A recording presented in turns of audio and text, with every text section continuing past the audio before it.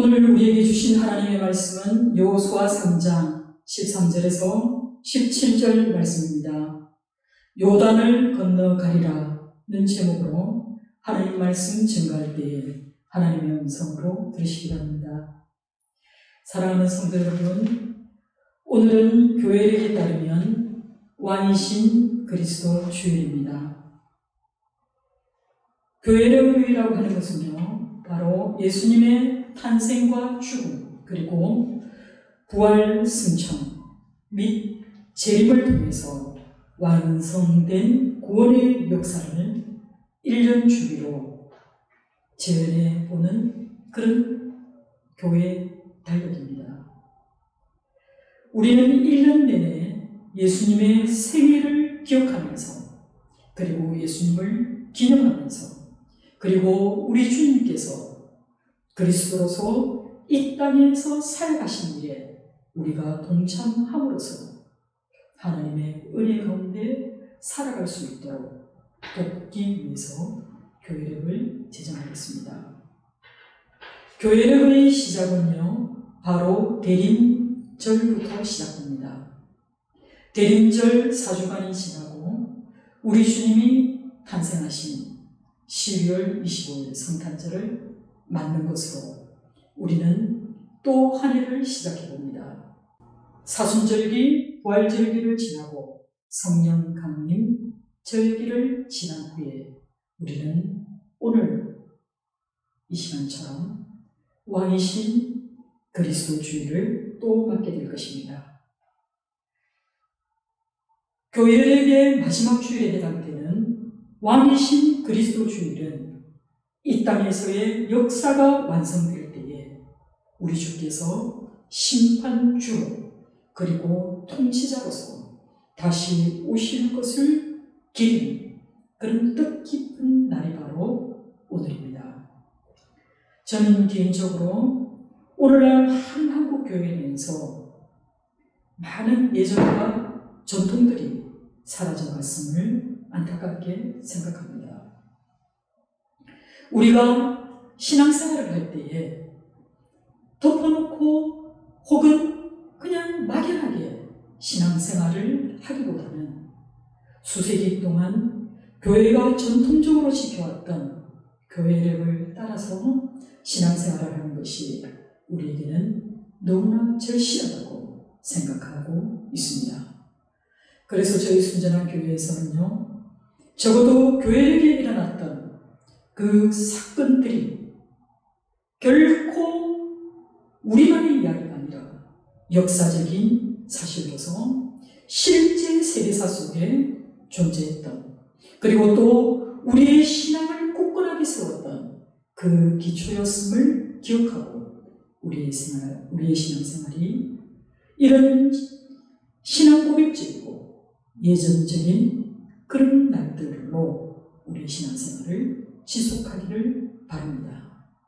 그래서 하나님의 구원의 역사를 우리가 마음속에 되새기면서 거룩한 예배를 하나님께 올려드리기를 소망합니다.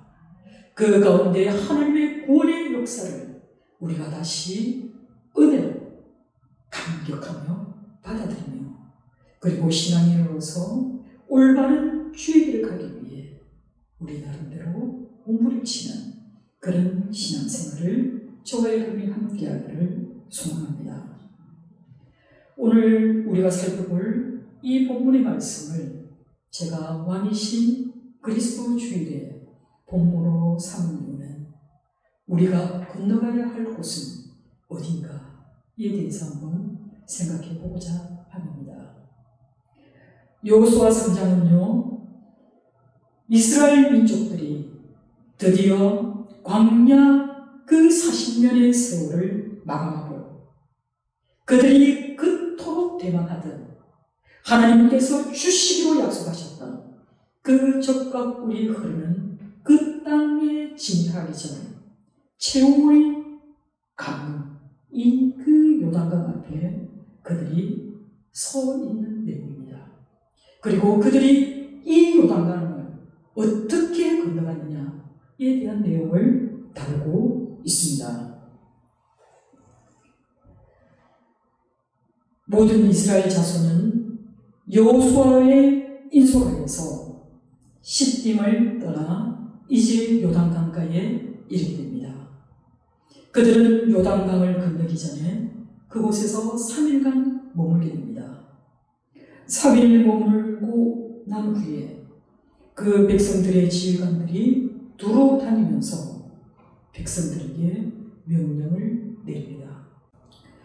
여호수아 3장 2절에서 4절을 보면요, 너희는 레위 사람 제사장들이 주 너희 하나님의 언약궤를 들어서 내는 것을 보게 되거든 그 짐을 철수하여 제사장들의 뒤를 따르라고 명령합니다.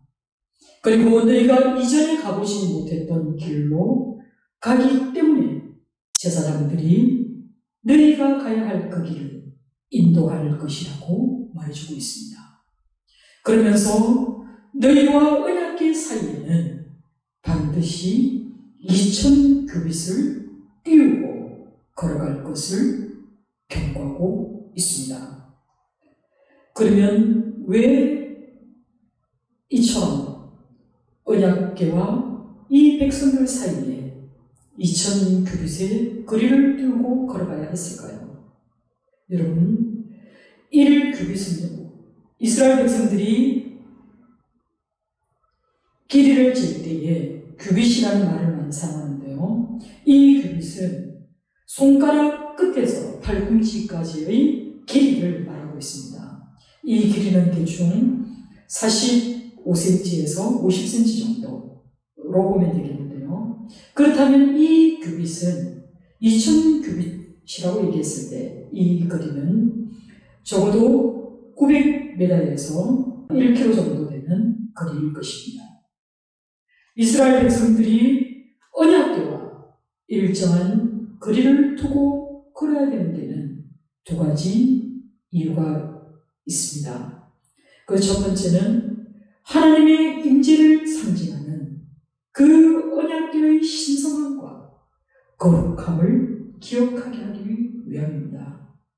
사랑하는 성도 여러분, 하나님이 인간을 초청하여 가까이 하시지만은 인간은 여전히 죄인이기 때문에 하나님의 그 거룩하심에 가까이 다가갈 수 없기 때문에 그렇습니다. 두 번째로는 이와 같은 명령은 하나님의 임재를 상징하는 언약궤가 하나님 백성 앞에 나아감으로써 하나님이 이스라엘 백성들을 인도해 가실 분이심을 분명히 하고 있다는 것입니다. 그러면 너희 행할 길을 알리니 라고 말하면서 앞으로 일어날 일에 대해서 더욱더 구체화하고 있습니다. 이스라엘 백성이 가야 할 길은 이전에는 한 번도 가본 적이 없는 그런 낯선 땅입니다.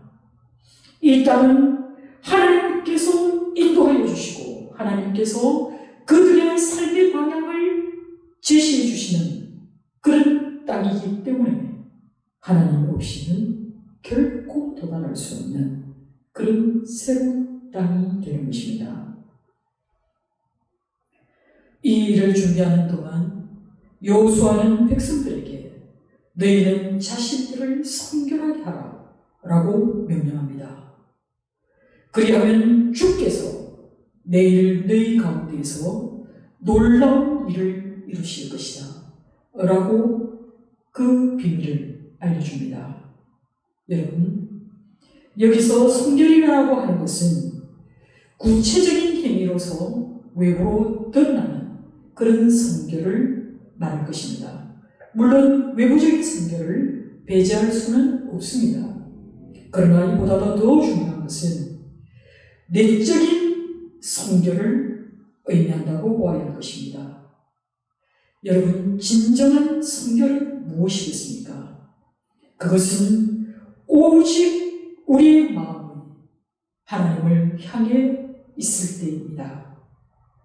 하나님의 약속을 신실하게 믿고 그리고 하나님의 그 말씀에 순종하는 자세가 진정한 의미의 성결한 삶이 될 줄 믿습니다.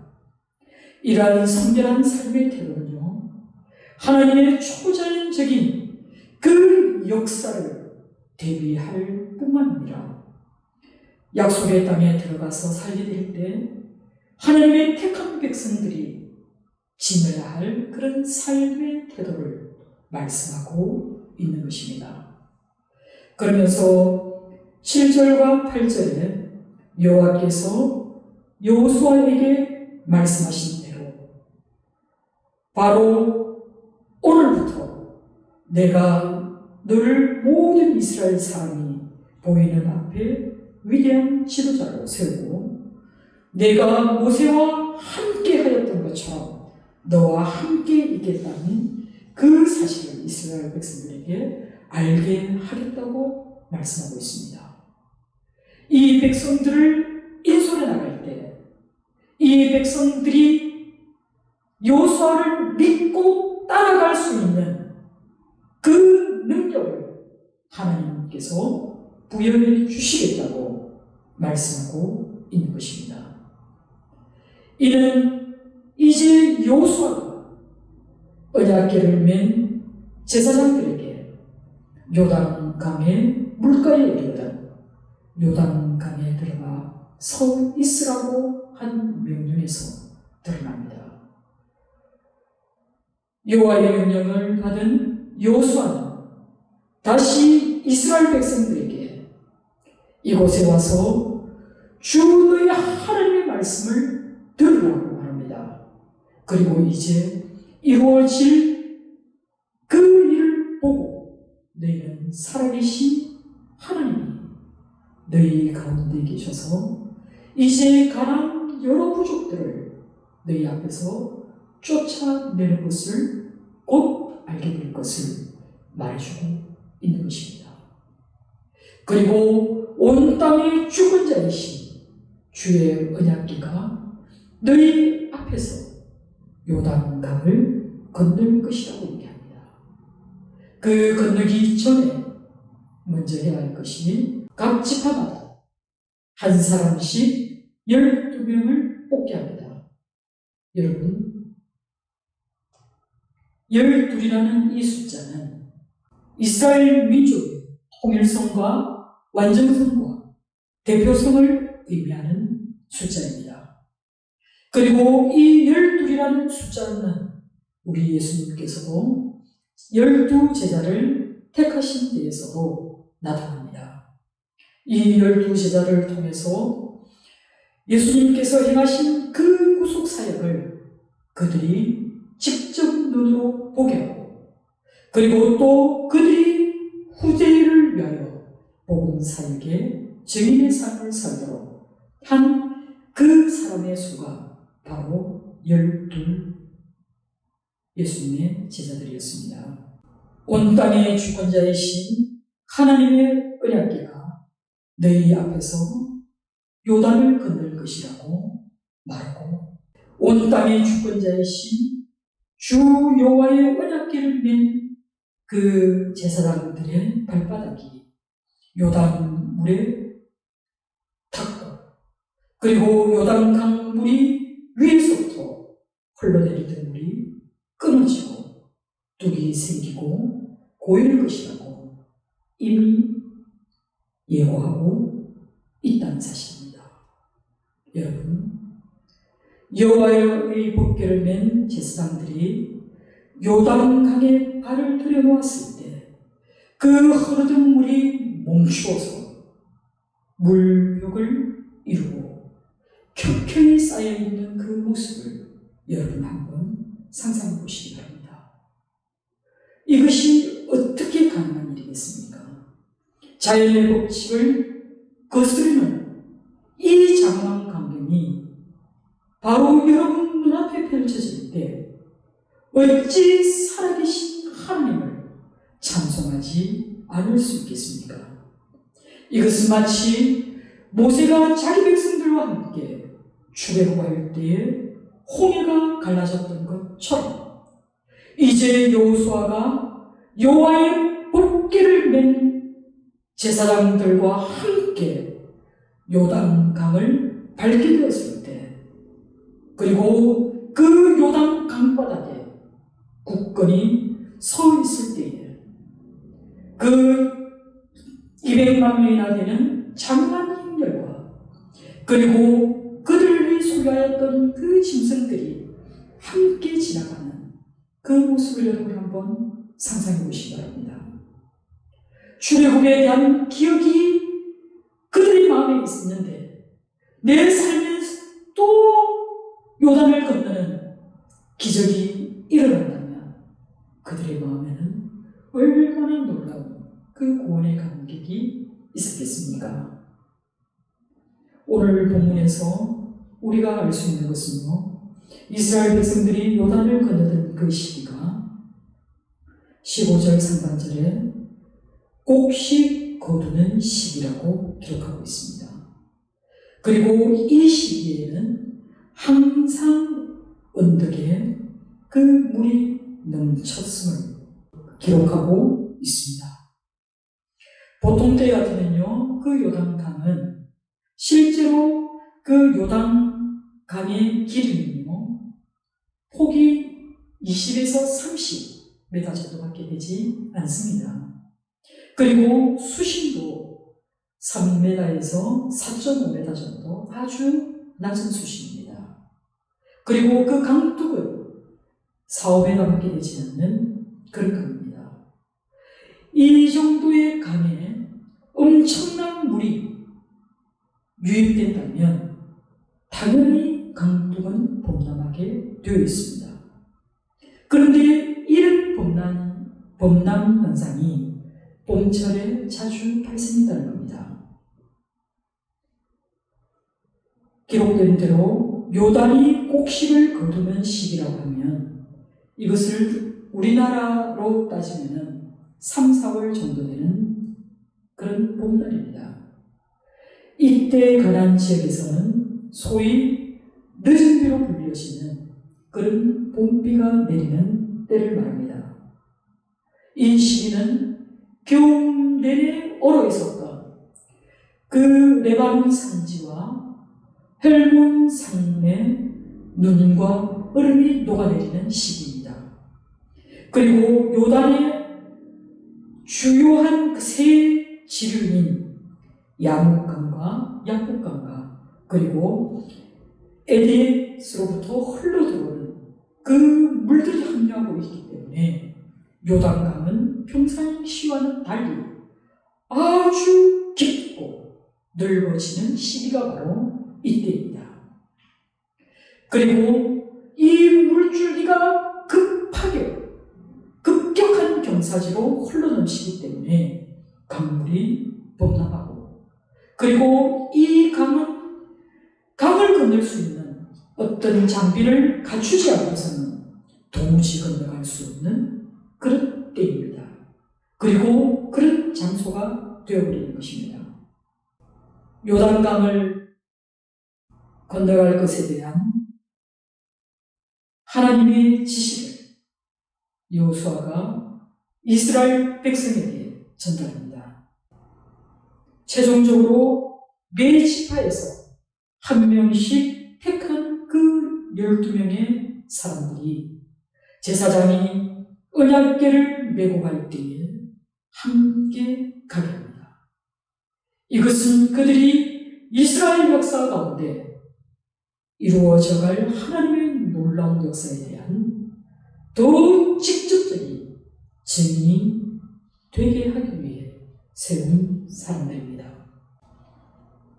궤를 맨 제사장들이 범람하는 요단강을 두려워하지 않고 하나님이 명령하신 그 명령을 따라 순종하며 담대히 강에 들어갑니다. 여러분, 그 궤를 맨 제사장들이 요단 강물을 밟았을 때 위로부터 흘러내려오던 그 물이 멈추었습니다. 오늘 우리가 지도를 한번 살펴보겠는데요. 이것이 이스라엘의 지형교입니다. 맨 위에 보면 푸른 동그란 지점이 보입니다. 이곳이 바로 갈릴리 호수입니다.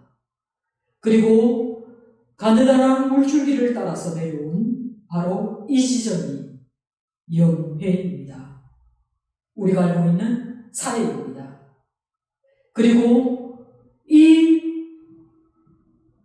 갈릴리 호수와 이 염해를 이어주는 이 강이 바로 요단강인데요. 이 요단강물이 범람하는 시기가 바로 이 헬몬산에 그 얼었던 눈들이 녹아내리는 그런 해변길을 얘기합니다.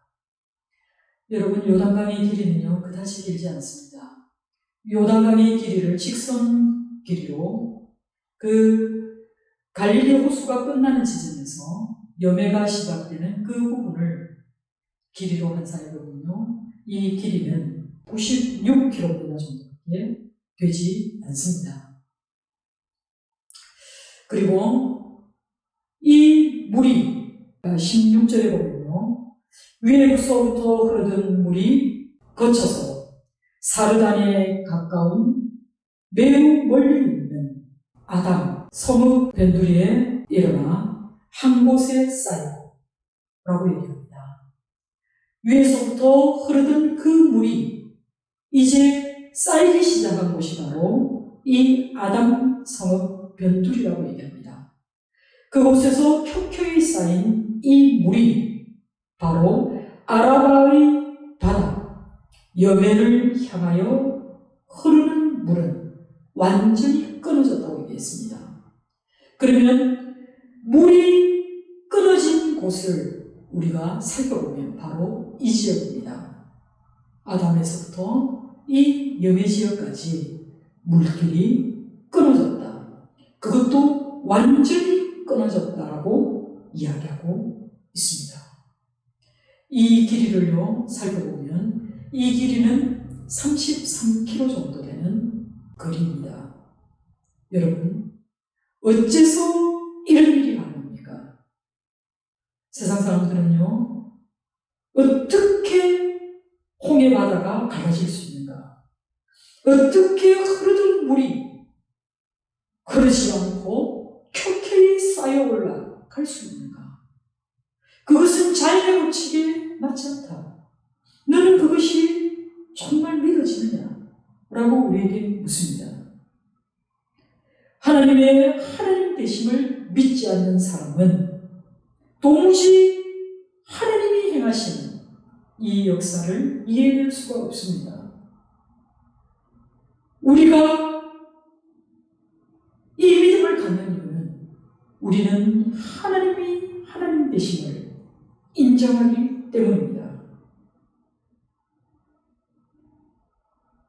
하나님의 하나님 되심을 인정할 때 그 사람의 삶에는 기적이 일어납니다. 여러분, 당시의 근동 지역의 사람들 생각도 마찬가지입니다. 그들은 자신들이 믿는 신은 민족의 신이고 그들 민족만의 수호신으로 여겼습니다.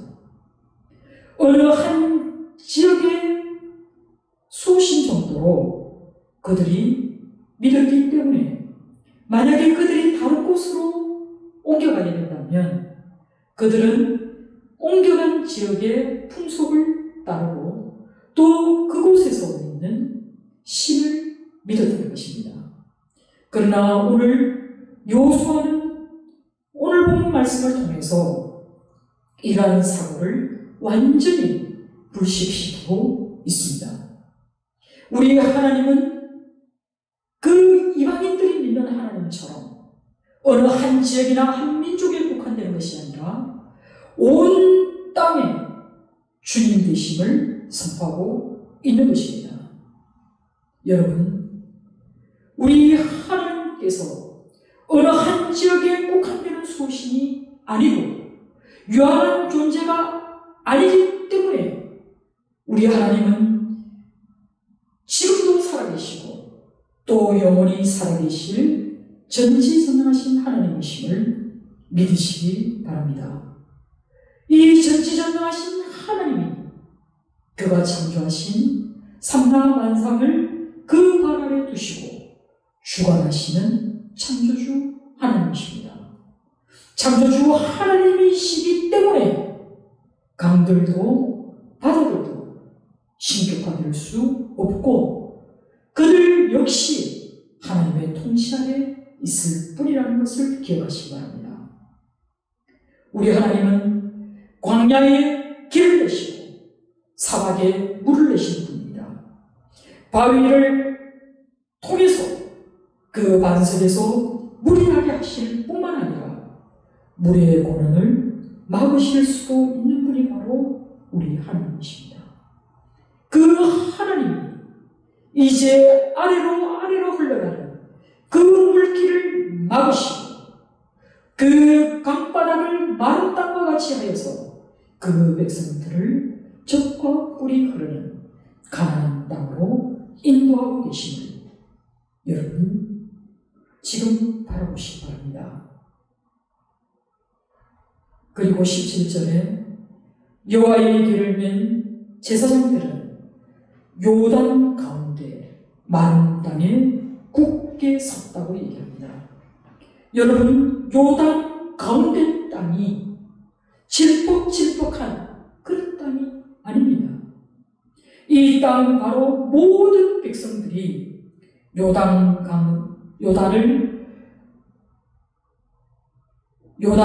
건너기 마칠 때까지 모든 이스라엘은 그 마른 땅을 건너갔더라 라고 분명히 말씀하고 있습니다. 여러분, 이 마른 땅은 흘러내려오던 물이 완전히 끊겼기 때문에 가능합니다. 물기가 없는 그 굳은 땅을 이 백성들이 건너갈 수 있었다는 것은 그들이 이 강을 건너기에 아무런 어려움이, 아무런 불편함이 없었다는 뜻입니다.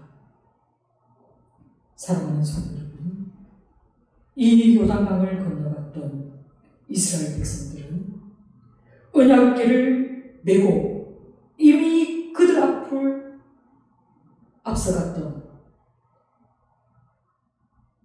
그 제사장들이 그 땅에 발을 고정시키고 발을 떼지 않고 그 백성들이 다 지나가도록 그 자리를 지켰기 때문입니다. 요단강을 건너갈 때 하나님의 백성의 수요는 200만 명 정도 된다고 추산하고 있습니다. 그리고 이들의 행군의 폭을 약 1.5km 정도로 유지했을 것으로 보고 있습니다. 그렇다면 이들이 모두 건너가려면 적어도 반나절 정도 걸렸을 것이다 라고 추정하고 있습니다. 여러분, 하나님의 언약궤를 맨 이 제사장들이 요단강을 향해 믿음의 걸음을 내디뎠을 때에 그 믿음의 결과가 가져온 그 기적은 엄청난 것임을 우리도 지금 눈으로 목격하고 있습니다. 제사장들의 믿음이 없었다면 백성들은 그 불어난 요단강을 결코 건널 수 없었을 것입니다. 그리고 언약궤를 맨 그 제사장들의 믿음의 순종이 있었기 때문에 하나님의 그 놀라운 기적을 체험할 수 있었던 것입니다. 사랑하는 성도 여러분, 오늘 우리는 이 말씀을 통해서 우리의 삶의 자리를 되돌아보고자 합니다. 우리의 삶 가운데 우리가 약속의 땅에 이르기까지 우리는 많은 믿음의 시련을 경험하게 됩니다. 어쩌면 우리의 신앙생활이라고 하는 것은 인내의 시간인지도 모릅니다. 인내하는 가운데 순종하는 법을 배우는 것이 바로 우리의 믿음의 여정인지도 모릅니다. 여러분, 우리는 자신의 처지가 조금 낫다, 조금 편안하다, 괜찮다 라고 생각하면 그 자리에 머물고 싶어 합니다. 여러분, 요단 강가에 이르렀던 이스라엘 백성들을 한번 생각해 보시기 바랍니다. 왜 하나님께서는 애국처럼 나일 강가에 혹은 그 수메르 문명이 일어났던 그 유브라데스강이나 오늘날의 티그리스 강가로 이 백성들을 인도하지 않고 또 그 조그마한 어쩌면 그 강에 비하면 실개천에 지나지 않는 요단 강가에 이르게 하신 후에 그들을 그곳에 두지 않고 왜 요단을 건너게 하셨을까요? 그리고 하나님께서 허락하신 땅은 하나님과 함께 하지 않으면 경험할 수 없는 산지로 이들을 인도해 가셨을까요? 그것은 우리의 삶의 자리가 아무리 척박할지라도 우리가 신실히 하나님을 의지할 때 이른 비와 늦은 비로 함께 하시는 그 하나님을 너희가 경험하게 될 것을 하나님이 말씀해 주신 것입니다. 아브라함과 롯의 상황을 여러분 한번 생각해 보십시오. 그들의 수요가 너무나 많이 늘어나서 이제 그들이 스스로 땅을 선택해야 할 때 롯은 눈앞에 보이는 것을 선택하였습니다. 그가 선택한 그 땅은 소돔과 고모라 땅입니다. 롯이 눈앞에 보이는 그 땅을 보았을 때 마치 애국 같고 에덴 동산 같다고 느꼈습니다. 그러나 눈앞의 이익을 쫓아 살아갔던 그들의 삶의 결과는 어떻습니까? 그것은 바로 심판이었습니다. 그러나 아브라함은 어떻습니까? 그의 삶 속에 아브라함의 여정을 살펴보면 그가 택한 곳은 산지입니다. 하나님이 함께 해주시지 않으면 우리는 그 산지 속에서 어려움을 겪을 수밖에 없습니다. 아브라함도 역시 그 가나안 땅에서 기근이 들었을 때 애굽 땅에 먹을 것을 찾으러 갔다가 하나님의 뜻대로 살지 않고 자기의 소견에 오른 대로 살다가 하나님으로부터 큰 질책을 받고 다시 돌아오게 됩니다. 우리의 삶 가운데 우리는 하나님을 믿기 때문에 우리의 삶에 아무런 어려움이 없다 라고 성경은 얘기하고 있지 않습니다. 어려운 일을 만날지라도 우리 하나님께서 사막에 물을 내신 것처럼 길을 내신 것처럼 물을 내신 것처럼 그리고 광야에 길을 내신 것처럼 우리의 삶을 그렇게 인도해 가실 것이라고 말씀하고 있습니다. 사랑하는 성도 여러분, 우리의 삶은 지금 요단 강가를 마주하고 있습니다. 이 요단 강가를 건너가기 위해서는 먼저 우리가 하나님 앞에 성결한 모습으로 서야 합니다.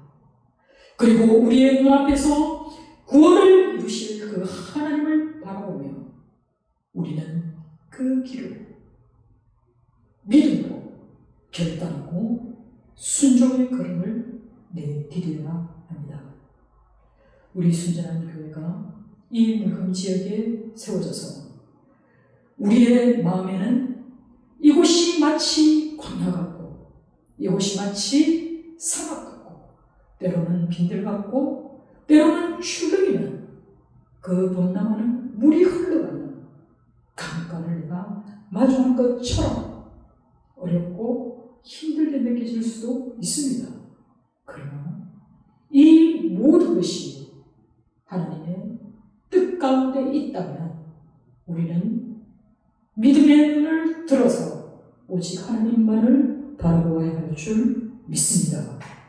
그리고 하나님의 그 언약궤를 어깨에 맸던 제사장들처럼 여러분 각자의 삶 속에서 거룩한 하나님의 사람으로서 거룩한 성도의 길을 걸어가시기 바랍니다. 어떤 두려움의 음성이 온다 하더라도 하나님이 나와 함께 하실 때 내가 모든 것을 능히 이기고 승리하려는 그 믿음을 붙들고 이 요단을 건너가시기 바랍니다.